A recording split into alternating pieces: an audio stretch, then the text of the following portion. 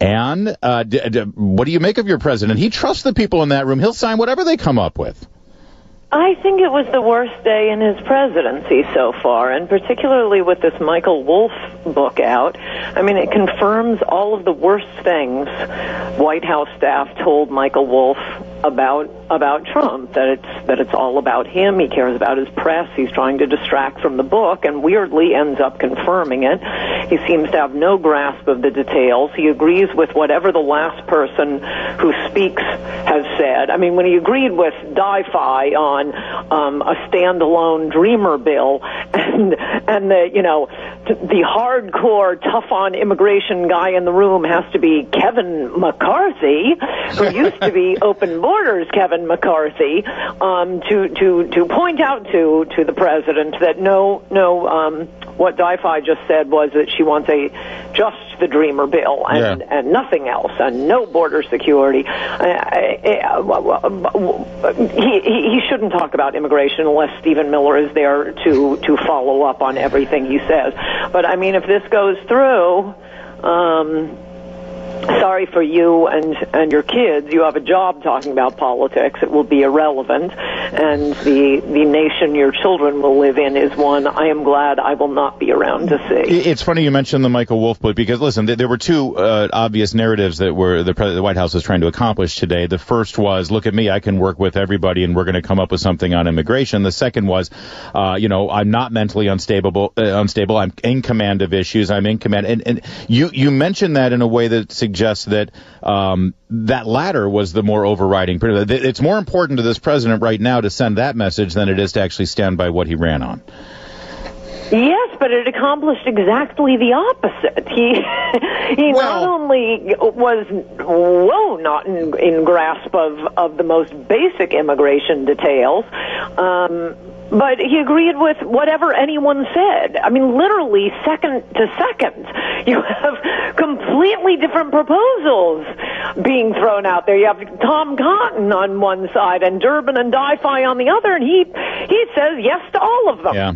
Now, here's the statement the White House put out after the closed-door meeting that we didn't get to see. He said, I quote part of it, they've reached an agreement to negotiate legislation that accomplishes critically needed reforms in four high-priority areas: border security, chain migration, visa lottery, and DACA. Does that say to you that there won't be a standalone DACA, but those four things will all be integrated in some kind of deal? Well, it's always worth pointing out when DACA comes up that the media has been very effective in lying about this, which is one of the reasons why all of these polls are nonsense. The other reason is the poll questions are nonsense. But do not imagine that this is going to be for, hardworking or not, 700,000 illegal immigrants brought here as children through no fault of their own, Larry. Any amnesty will be interpreted by immigration bureaucrats. It will end up before the courts, and we've been through this before. No one in America knows about it because the media don't want you to know about it. No immigration can be limited. They could write into the bill and keep writing, once a month. And by the way, this applies only to red-headed nuclear scientists, and it will get before the D.C. Circuit. Oh, and by the way, the INS will instantly waive that requirement, or whatever, they call the new INS. Everybody knows what the INS is.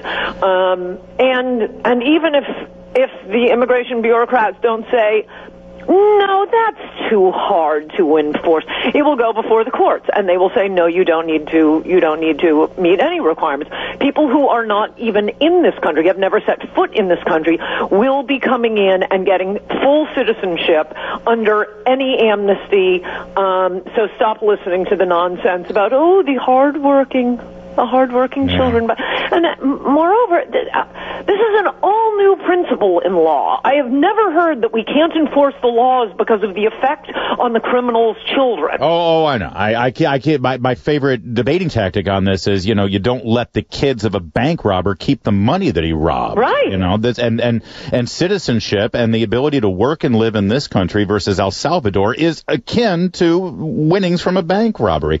And you were the earliest, most passionate, and frankly, most effective advocate for then candidate Trump. Do you feel betrayed by this today? Do you think that the president has betrayed the people who supported him, and has he betrayed his own promises? Yeah, I mean, it's a slow train coming. I've been warning about this since he was first putting together his transition team, which consisted of his son-in-law, his daughter, half of Goldman Sachs. Do you know Donald Trump has more employees from Goldman Sachs than any other president? I had not heard that. Unbelievable. Nobody voted for this. I mean, the big response to Steve Bannon this week has been, nobody voted for Steve Bannon. Nobody voted for Steve. I agree with that. I completely agree with that. They voted for Donald Trump. But I'm pretty sure they didn't vote for Jared Kushner and Ivanka Trump either. And as Michael Wolff describes in his book, I mean, Bannon wasn't one with me on a lot of things. I didn't like his Tea Party stuff.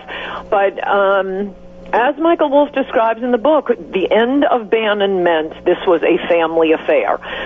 That was not what anybody was voting for. Incidentally, this poll that you will hear 100 times a day on television, because whenever anyone points out the simple facts of we have to we have to end chain migration before granting anybody amnesty, because then you have lawbreakers immediately allowed to bring in their entire extended family. Present right. the actual facts to the poll respondents and let's see what they say. But, the left and, half the Republican Party knows that the truth is not popular here. So their answer on DACA is always, well, the polls show. This is specifically designed to make normal people feel like they're crazy. Gosh, there must be something the matter with me, because I don't want to give amnesty these dreamers. But if 83% agree with that,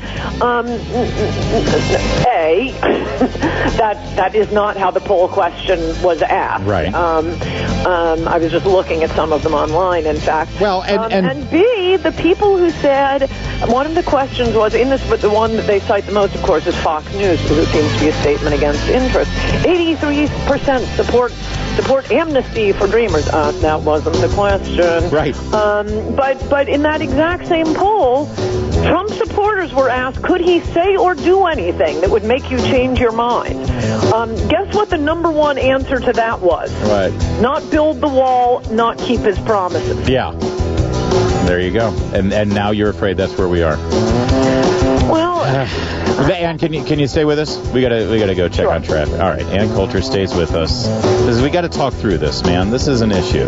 This is the Larry O'Connor Show. We continue with Ann Coulter, and coming up we'll have Mercedes Schlupp joining us. And a lot of us were concerned after the so-called deal on DACA that Trump made with Chuck and Nancy. Remember that? And it turns out either that was misinterpreted or it was a head fake. We don't know what it was.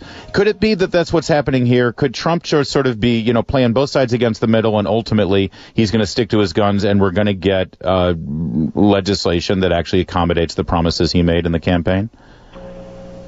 It's possible we get the promises, but it's not because this is an intentional head fake. The Congress has tried to, both Republicans and Democrats, that was incorrect what I said in the previous segment about all Democrats and 50% of Republicans wanting to amnesty the entire world. It's actually 100% of Democrats and 99% of Republicans. So Steve King stands alone is what you're saying, basically. Yeah, pretty much. And it's been shut down 3 times before, not because a major network or politicians stood up and said and opposed amnesty. It's because the American people got wind of what was happening and shut down the congressional switchboards. So it's up to you, America, if you want to save your country. But it is disturbing and alarming that the most pro-American immigration sort in that meeting was Kevin McCarthy. I'm glad we brought him along, but think of how these Republicans feel who have been open borders their whole lives. We beat them about the head. They finally, reluctantly come aboard, and then, Mr. I'll build a wall, is announcing he'll sign whatever you send, and oh yeah, number one, we gotta pass DACA. I mean, the Democrats are the ones who are negotiating quite well here. They're crossing their arms and saying, we don't even have the House, the Senate, or the presidency, but we insist Dreamers, amnesty, that's it, standalone bill, and in exchange we will give you nothing. Whereas Trump shows up at the meeting, the great negotiator, and gives them he'll sign anything they send. He'll sign DACA. He's already backing down on the wall. We've moved from the wall to border security. And whenever any politician starts telling us about the natural barriers and we don't actually need a wall, can we leave that up to the Corps of Engineers? Plus, which is kind of an obvious point. Why are you wasting time with this word salad? The point they are trying to make is, well, it won't actually be a wall all the way across the border. You know, that thing Trump promised you during the campaign. Right. No, he's just giving up point after point after point. And that's where we start the negotiation. The hardcore, I'll build a wall, deport illegals, have a moratorium on immigration. The guy who won the presidency for pretty much no other reason than making those promises, he's already given it all up, and the Democrats are saying, nope, you're getting nothing, and we want Dreamers. That's where the negotiation starts. You mentioned Stephen Miller and Coulter. He wasn't there at the meeting today, but he was in the media on Sunday with Jake Tapper. He was on with Tucker Carlson last night. He appears to be sticking to his guns. He's still there. He's part of a meeting right now, probably at the White House, sort of sorting it all out. Probably committing harikari. Is he alone? Is he the last man standing, in your opinion? Poor Stephen Miller. Well, it would be helpful. And, one other thing I'll say about this Wolf book is, these are things people in the White House told Michael Wolff. Some of them are untrue. Some of them are obviously untrue. But these are things that people around Trump are telling a reporter. Now, how did those people end up in the Trump White House? Oh, that's right. He hired them. The idea stated, I think, by Bannon in the book that, well, if, this guy had won, we have all of AEI, and if this guy had won, we would have had the Heritage Foundation, and if this guy, we'd have the whole, but a populist agenda, there's nobody who can do that. No, actually, there are plenty of people who can do that and who went to better schools than the people he's actually hired, I might add. He might want to think about hiring the people who supported him for the first year he was running and not the people who opposed him. But they should put you in the room negotiating with Steny Hoyer and Coulter. Would you again, you do it, right? A job person here. No. Of all the people I'm discussing, do not happen to be among them. Mickey Kaus, Pat Caddell. I could name dozens of them. Another interesting point Michael Wolff makes in his book, I think a very good point, and something I've noticed about some of these lawyers and the people in the White House, the ones brought in by Priebus. The problem with the swamp is they have to deal with the swamp long after Trump is gone. Their interest is not in making Trump happy. It is making the swamp happy. And as Wolff points out, the same thing is true with the Goldman Sachs people, the Dina Powell, Gary Cohn, Ivanka Trump, Jared Kushner. They're looking at life after the presidency. They need to make the leap off. It is not to make Trump look good. It is to make themselves look good for the next step. And thanks for joining us. I know how fired you up you were about this, and we were really lucky to be able to harness it so that we can continue the conversation here. Always a pleasure. Thank you. Goodbye. With immigration conservatives and Coulter just tweeting out, nothing Michael Wolff could say about @Real Donald Trump has hurt him as much as the DACA love fest right now. So you are going to hear and see that, I think, Dana, over the next few hours. And yet, Brett, I wanted to talk about this. Look at these quotes today from the USA Today front page above the fold story from Republican, sort of right-wing conservative group members saying that, for example, the Center for Immigration Studies saying rip off the Band-Aid and give them a green card in regards to the Dreamers. A leader of Numbers USA, known as the Great Anti-Amnesty Organization, that we're open to it. And the Federation for American Immigration Reform says members of Congress would not face major backlash from the group's supporters. And I think that's why Lindsey Graham said this. Take a listen. I think what we can do is do what the American people want us to do. 62% of the Trump voters support a pathway to citizenship for the DACA kids if you have strong borders. You have created an opportunity here, Mr. President, and you need to close the deal. So I think that's what the president was saying when he says, I'll take the heat for it. He's trying to tell those members, just go ahead and let's try to get this done. And he thinks that the conservatives or his base are going to stick with him. Right. And I think that's going to be a fascinating part of this story, really the part of the story, if the president can do that. He's saying he can take the heat, and more importantly, he will sign what Congress puts on his desk. In other words, even if he doesn't like it or doesn't agree with all of it, he will sign it because he said in that room, I trust the leaders on both sides of the aisle to move forward with something comprehensive. After that, Dana, I think it's going to be tough for some Democrats to make the 25th Amendment pitch. The fact that he's mentally deficient or incapacitated. We haven't seen that from the past 3 presidents in an open forum with congressional bipartisan leaders, let alone this one. Well, here's the other thing that I think that happens politically. So you have Bannon now basically severed from President Trump. He had said he was going to try to primary all these Senate Republican incumbents. But you had President Trump at Camp David saying, I plan to support the incumbents who are running. And if the immigration deal is what President Trump says it is now, which is basically one of love, as he says, hearkening back to something from the campaign that we don't have to get into. But basically, I think that makes the politics for Republicans, and if you're Mitch McConnell, much easier than trying to fight lots of different battles, because a lot of that was going to be based on immigration.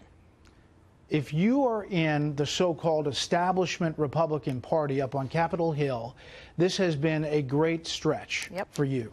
Steve Bannon has lost all power. He is, in the eyes of the president and the administration, persona non grata. He is not the primary challenge around the country that Mitch McConnell once feared, perhaps. And the president is negotiating on things that you think you can negotiate on. Big things.